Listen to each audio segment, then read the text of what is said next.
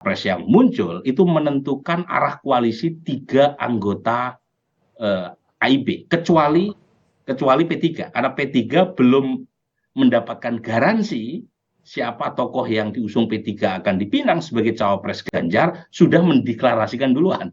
Ya.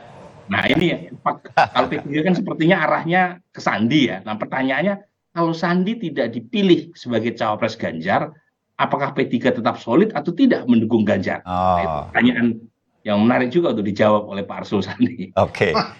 Saya langsung ke Pak Arsul kalau begitu. Pak Arsul? Iya, itu jawabannya kalau dalam bahasa Mas Burhanuddin Muhtadi di UIN itu adalah wallahu a'lam bishawab. Nggak bisa dijawab sekarang ya. Oh begitu. Nggak bisa dijawab sekarang karena sekali lagi tentu setiap usungan dukungan politik itu kan pasti juga ada aspirasi, ada lampiran-lampiran yang menyertai. Nah, kami memang belum menyebut secara spesifik nama soal bacawa pres itu. Tapi Sandi Uno masuk dalam pertimbangan, Bang Arsul? Kami belum sekali lagi mempertimbangkan orang, kami baru mempertimbangkan kriteria, yakni di Rapimnas ada semangat. Ini sudah saya sampaikan juga kepada teman-teman media ya, bahwa Pakem setelah era reformasi ini dipergunakan, ya, tetap dipertahankan. Yakni kalau misalnya capresnya ini sosok representasi yang lebih merepresentasikan katakanlah kelompok nasionalis, maka cawapresnya diharapkan sosok yang lebih merepresentasikan dari kelompok agamis, santri, gitu ya, religius. Nah, aspirasi itu tetap ada untuk mempertahankan Pakem. Jadi kami memang belum bicara orang soal ini, termasuk secara spesifik tentang Mas Sandi Uno. Itu. Oke. Saya ke Bung Dev. Yang dianalisa Mas Burhan, Bung Dev, ini bisa jadi sekarang saya dengar Golkar juga intens dengan Sekjen Gerindra, berarti Pak Erlangga memang masih coba dijodoh-jodohkan ke bakal calon presiden yang lain, Bung Dev? Ya, gini, kalau masalah penjodoh-jodohan itu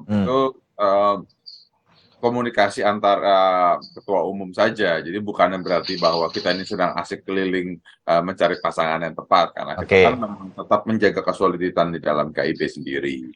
Ya, seperti tadi di awal saya katakan, KIB ini terbentuk, Golkar sudah dari pertama, sudah dari awal menyatakan bahwa calon presiden kita adalah Pak Erlangga Hartarto. PAN dan P3 pada saat itu belum menyatakan siapa calonnya. Jadi ya ini satu dinamika yang berkembang saja. Nah, jadi masing-masing partai memang memiliki otoritas ataupun kedaulatan untuk menyampaikan posisi politik masing-masing. Tapi kembali lagi, kepada putusan koalisi itu harus diputuskan secara bersama-sama. Jadi bukan berarti ketika P3 ini memberikan dukungan kepada Ganjar atau siapapun itu berarti itu keluar dari koridor KIB. Ya. Kami masih yakin KIB itu masih solid karena komunikasi masih berjalan, dan juga insya Allah pertemuan juga akan berlangsung nanti malam. Dan juga Golkar itu melakukan komunikasi dengan berbagai macam partai politik karena kita mendorong konsep koalisi besar. Jadi bukan hanya KIB saja, akan tapi kita kembangkan sehingga bisa menarik partai-partai lain ataupun juga partai parlemen atau non parlemen ataupun juga gerakan-gerakan relawan di 2019-2014 kemarin untuk bisa bergabung bersama-sama sehingga kita memiliki barisan yang kuat. Masalah siapa capresnya dari KIB nanti akan ditentukan pada waktu yang sudah kita sepakati. Kita tunggu malam nanti apa yang sudah menjadi pemikiran daripada 3 ketua umum dan juga apapun konsep politiknya dari masing-masing partai, sehingga pada waktu yang tepat sesuai dengan momentum politik nasional yang ada, kita menyampaikannya pun juga dengan baik sehingga masyarakat tidak dibuat menerka-nerka sehingga menjadi liar pemikiran. Enaknya ada Mas Burhan Muhtadi, Bung Dev sama Bang Arsul nih, saya bisa dibantu kalaupun harus sedikit menerka-nerka, mohon maaf Bung Dev ya. Karena gini, hari ini partai-partai politik koalisinya yang mendukung Pak Jokowi di putaran di periode kedua kemarin 2019 kan mau kumpul di istana. Dan baru malam nanti 3 partai Golkar, PAN dan P3 ngobrol secara khusus. Mas Burhan, tebakan Anda ini akan ada arahan dari Pak Jokowi agar KIB tetap solid. Walaupun kita tahu dari Bang Arsul dan juga Bung Dev ini berkaitan dengan situasi dan segala sesuatunya mungkin saja terjadi perubahan. Kalaupun tidak solid, yang solid adalah tujuannya. Saya membacanya begitu. KIB tetap mendukung kaderisasi kepemimpinan dan penerusan pembangunan nanti. Mas Burhan, Anda punya terkaan apa mengenai hari ini nih berkaitan dengan KIB? Ya, pertama salah satu yang turut menentukan arah koalisi KIB ke depan adalah Presiden Jokowi. Karena bagaimanapun Presiden Jokowi adalah komandan koalisi partai pendukung pemerintah. Salah satu yang menentukan apakah KIB akan solid ke depan, ya apakah pertemuan Presiden Jokowi dengan 3 ketua umum anggota KIB sepakat untuk melahirkan keputusan yang sama. Nah, itu yang perlu ditunggu. Nah, cuma masalahnya kan Presiden Jokowi tidak hanya put eggs in one basket. Iya. Jadi Presiden Jokowi juga sebagai presiden dan sebagai komandan koalisi pada titik tertentu bisa punya kepentingan yang berbeda dengan kepentingan partainya, yaitu PD Perjuangan. Jadi saya membaca Presiden Jokowi sedang menyeimbangkan dukungan atau arah dukungannya kepada 2 calon. Pertama tentu ke Ganjar, karena Ganjar adalah sesama kader PD Perjuangan, partainya Presiden Jokowi. Tapi di sisi lain, karena di internal PD Perjuangan ada kingmaker yang punya veto player besar, yaitu Bu Mega, Pak Jokowi juga sepertinya ingin menyeimbangkan pendulum dengan memberikan dukungan kepada Pak Prabowo, dan itu sangat terlihat sejak November 2022. Saya catat 5 kali Presiden Jokowi mengeluarkan statement dengan bahasa low context communication. Ya, menyebut Prabowo sebagai penerusnya, menyebut 2024 sebagai jatahnya Pak Prabowo. Itu bahasa yang kira-kira bisa kita baca Presiden Jokowi ingin memberikan dukungan kepada 2 pihak. Nah, arahnya atau dukungannya adalah untuk menjadikan 2024 sebagai all president man. Jadi siapapun yang menang, mau Ganjar mau Pak Prabowo, yang menang adalah temennya gitu. Nah, pada titik itu, karena Pak Jokowi punya kepentingan seperti itu, ya bisa jadi KIB itu ada yang ke Ganjar, ada yang ke Pak Prabowo gitu. Jadi konteksnya itu, kalau kita mengasumsikan Pak Jokowi punya kepentingan put X in many basket. Jadi nanti kita tunggu semacam sekali lagi bisa jadi KIB ini tidak jadi dalam satu kelompok tetapi dipecah sedemikian rupa. Bung Dev, kira-kira bisa seperti itu nanti? Anda setuju analisanya Mas Burhan? Itu kan namanya Pak Burhan ya selalu lebar ya. Jadi pasti memiliki pandangan-pandangan yang berbeda gitu. Kalau kita kan dari dalam pandangan kita bahwa kita membangun ini koalisi ini untuk suatu bukan hanya untuk sekoci atau untuk membuat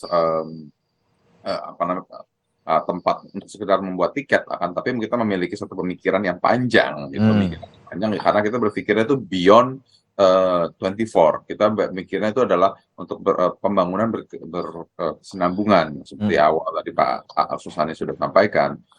Jadi kalau kita buat koalisi ini dari udah setahun lebih, terus habis itu hanya bubar supaya bisa naruh sana sini ya kehilangan marwahnya dan juga akan merugikan bagi kita, jadi mencoreng citra kita. Jadi memang koalisi ini kita bangun, dan kalau misalnya kita pecah hanya untuk kepentingan sesaat ya berarti itu merusak nama baik juga dan juga semangat kesatuan kita. Sehingga kita yakini bahwa koalisi ini akan tetap solid, dan juga keputusannya yang kita buat ini adalah untuk kepentingan bersama, bukan hanya untuk kepentingan satu kelompok untuk kepentingan sesaat. Ya, oke. Hal yang sama, Bang Arsul, juga ada semangat tersebut seperti Bung Dev sampaikan mengenai semangat Golkar untuk KIB. P3 juga berkomitmen ini akan solid? Ya, begini, kita sampai sekarang tidak berpikir untuk berpisah. Meskipun tentu dalam konteks dinamika politik yang masih akan terus berlangsung, apa yang disampaikan Mas Burhanuddin Muhtadi itu juga harus dihitung sebagai sebuah keniscayaan. Oke. Gitu ya. Nah, tetapi yang disampaikan Mas Dev tadi yang juga saya sampaikan adalah bahwa meskipun ini tidak pernah terbuka, apalagi secara telanjang gitu disampaikan bahwa di antara partai-partai koalisi paling tidak kami bertiga ada keinginan yang kuat agar itu tadi kesinambungan, kontinuitas yang dalam bahasa Mas Dev Laksono itu adalah pembangunan, ya, itu tetap terjaga. Nah, dalam konteks itu, maka itulah saya kira clue gitu. Kalaupun yang disampaikan Mas Burhanuddin itu terjadi, tetapi bukan kemudian bubar jalan terus sendiri-sendiri, tidak, ya. Ada satu keinginan juga agar kemudian pasca pemilu itu timbul titik-titik taut baru dalam konteks itu kesinambungan dan kontinuitas pembangunan. Itu tadi Mas Bayu. Ya, oke. Terbayang Bang Arsul. Mas Burhan, mumpung ada Bang Dev di sini ya, Golkar mungkin punya bargaining yang paling berat kalau memang sedemikian rupa dalam sebuah kemungkinan-kemungkinan dalam politik nasional kita, KIB ini disebar sedemikian rupa lah begitu. Tapi tetap satu tujuan untuk pemimpin nasional terbaik dan pembangunan berkelanjutan. Apa yang akan terjadi dengan Golkar menurut Mas Burhan? Karena sudah menggadang Erlangga Hartarto sedemikian rupa. Bisa jadi bakal calon presiden, masih terus diupayakan, dan kemudian bakal calon wakil presiden menurut saya begitu. Tetapi kan ini bisa tidak terjadi juga, Mas Burhan. Nanti akan kita konfirmasi ke Bang Dev. Ya, jadi ada dua ya posisi tawar yang dimiliki oleh partai politik berkaitan dengan kontestasi 2024. Yang pertama adalah modal kursi di parlemen, parliamentary seat. Oh, oke. Golkar di sini adalah kapal induk terbesar kedua, kursi paling banyak kedua setelah PDI Perjuangan. Nah, yang kedua yang tidak kalah penting adalah elektabilitas personal ketua umum atau tokoh yang diusung oleh masing-masing partai. Nah, untuk yang syarat pertama, itu berkaitan dengan teknis nominasi threshold, presidential threshold. Nah, Golkar jadi penting. Cuma masalahnya 3 poros yang lain itu tidak punya problem kekurangan kursi.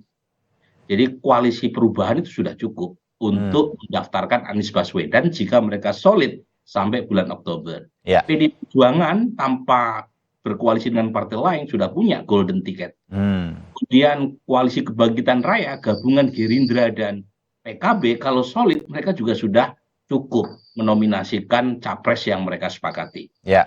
Pada titik ini, ya, daya tawar Golkar dari sisi perolehan kursi terbesar kedua itu menjadi kurang begitu menentukan karena 3 poros yang lain sudah cukup, kecuali Golkar membangun koalisi sendiri yang sudah diinisiasi melalui KIB gitu ya. Jadi kalau misalnya Golkar dan PAN tetap solid mengusung Pak Erlangga, meskipun Pak Arsul Sani sudah pindah ke lain hati gitu ya, itu sudah cukup Golkar dan PAN itu. Cuma masalahnya apakah PAN bersedia mengusung Pak Erlangga? Nah ini saya bicara real politik ya, lepas ini bukan like and dislike, bicara real politik jangka pendek, masing-masing partai harus berijtihad siapa capres cawapres yang mereka usung. Dan ketika Ganjar, Anies maju ke 2024, maka logika yang dipakai adalah logika popularitas elektabilitas. Siapa capres yang diusung oleh Golkar atau PAN yang bisa mengalahkan Anies, Pak Prabowo atau Ganjar. Nah, pada titik itu pilihannya maju terus dengan semangat pantang mundur gitu ya, meskipun potensi kalahnya besar, atau bergabung dengan koalisi yang ada. Nah, pada titik itu gitu ya, kalau kita merujuk pada pengalaman sebelumnya, umumnya partai-partai akan realistis. Ya. Karena mereka atau maju terus tetapi bergabung pasca pemilu. Ada juga opsi begitu ya. Maju meskipun kalah tetapi ada potensi untuk bergabung setelah pemilu. Nah, kasus Golkar 2014 waktu itu kan ketua umumnya Pak Ical, Pak Abu Rizal Bakri dimandatkan sebagai capres tetapi tidak mendapatkan tiket. Kemudian diusung atau dicoba untuk memasukkan Bang Ical sebagai cawapres, tetapi juga tidak mendapatkan pinangan baik dari Pak Jokowi atau Prabowo, akhirnya menjadi ketua tim ses, gitu ya, Pak Prabowo kan. Nah, kalau misalnya skenario-nya seperti itu kan terlalu ekstrim ya buat Pak Erlangga. Nah, menurut saya sih kalau tidak ada peluang untuk menjadi capres, opsi kedua adalah menjadi cawapres. Nah, pertanyaannya cawapres siapa di antara 3 nama tadi yang melihat Golkar sebagai aset? Ya. Nah, pada titik itu ya komunikasi yang sudah digalang Pak Erlangga menjadi sangat menentukan untuk melihat mana di antara 3 opsi yang tersedia sebagai cawapres jika opsi capres kecil kemungkinannya untuk dibuka. Ya, Bung Dev, dari analisa tersebut?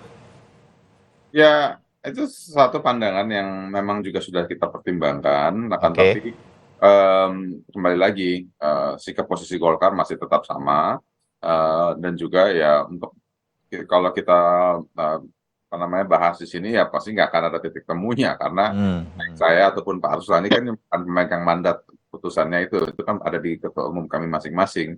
Jadi kita tunggu pertemuan nanti malam. Lalu dengan pertemuan juga dengan Pak Jokowi sehingga bisa lebih jelas lah.